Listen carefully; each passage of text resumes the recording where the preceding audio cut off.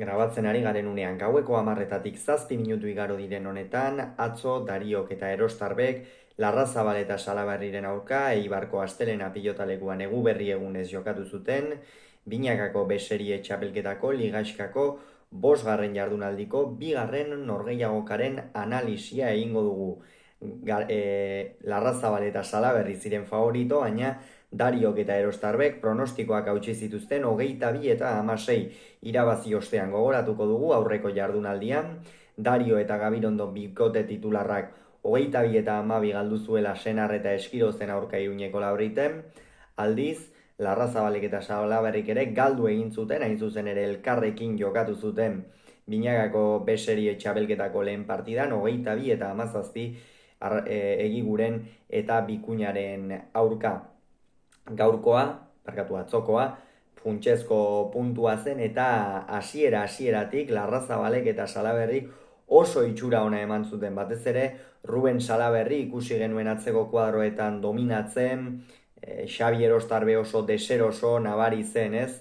Oraindik ere pixka bat geratzen zaiola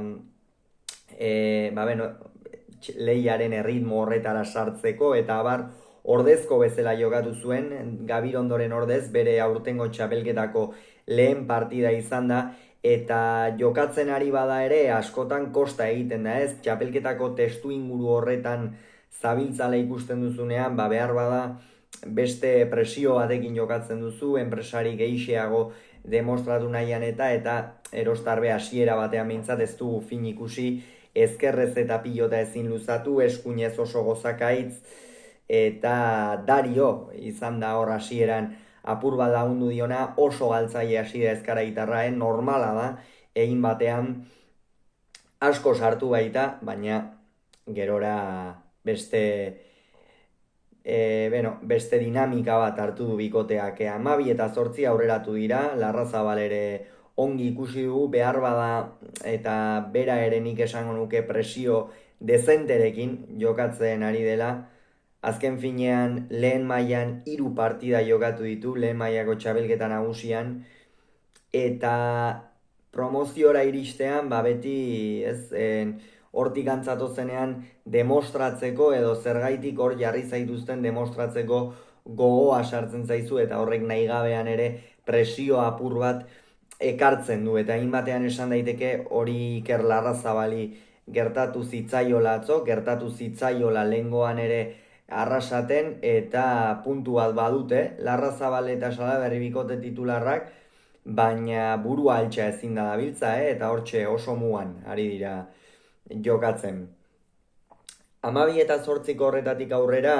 berdin jarraitu dute, hau da, Rubenek atzean nagusitzen, Xabi Erostarbe ikeragarri sufritzen, batez ere aurrean pilota ezin hartu eta hartzen zuenean ere gozakaiz, gero atzeko kuadroetatik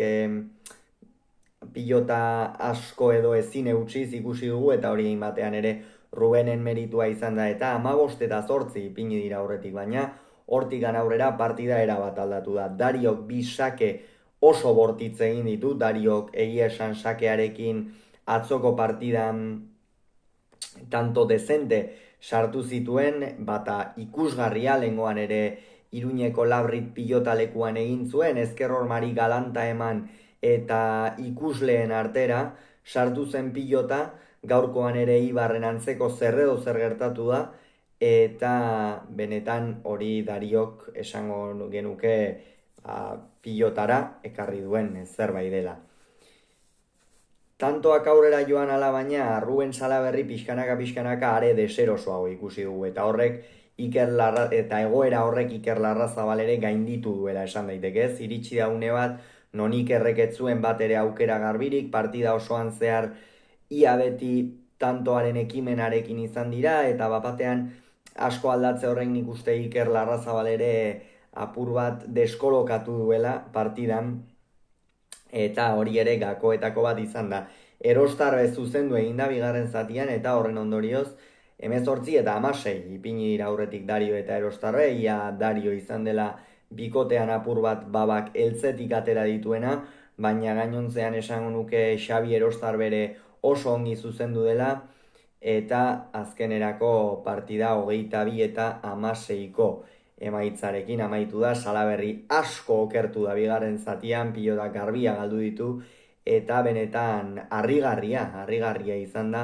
nola Rubenek hain jaitsiera nabarmena eman duenez lehen zatitik bigarrenera.